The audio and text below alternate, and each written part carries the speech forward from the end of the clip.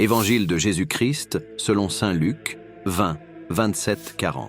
En ce temps-là, quelques Sadducéens, ceux qui soutiennent qu'il n'y a pas de résurrection, s'approchèrent de Jésus et l'interrogèrent. « Maître, Moïse nous a prescrit, si un homme a un frère qui meurt en laissant une épouse mais pas d'enfant, il doit épouser la veuve pour susciter une descendance à son frère. Or, il y avait 7 frères. Le premier se maria et mourut sans enfant.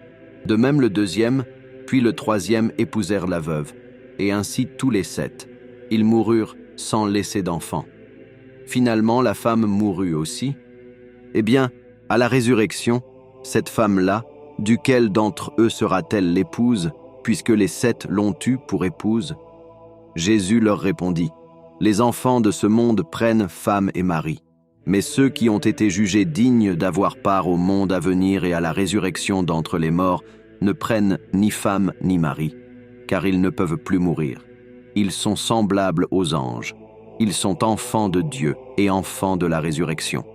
Que les morts ressuscitent, Moïse lui-même le fait comprendre dans le récit du buisson ardent, quand il appelle le Seigneur le Dieu d'Abraham, Dieu d'Isaac, Dieu de Jacob. Il n'est pas le Dieu des morts, mais des vivants. Tous, en effet, vivent pour lui. Alors certains scribes prirent la parole pour dire « Maître, tu as bien parlé. » Et ils n'osaient plus l'interroger sur quoi que ce soit. Acclamons la parole de Dieu.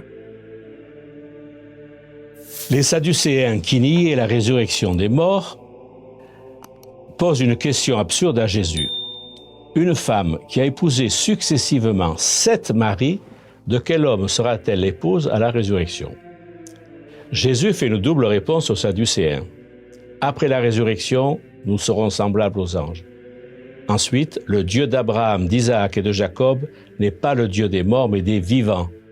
La relation que ces 3 patriarches ont nouée avec Dieu n'est pas interrompue par leur mort, puisqu'ils sont ressuscités. Nous aussi, et c'est normal, nous nous posons des questions sur la mort, la résurrection, la vie dans l'au-delà. Jésus ne nous donne pas de grandes précisions. Il en appelle à notre seule foi, à mettre notre confiance en lui. Moi, je suis la résurrection et la vie. Celui qui croit en moi, même s'il meurt, vivra. Nous le savons, nous serons semblables à Dieu, semblables à lui, car nous le verrons tel qu'il est. Ainsi, nous serons pour toujours avec le Seigneur.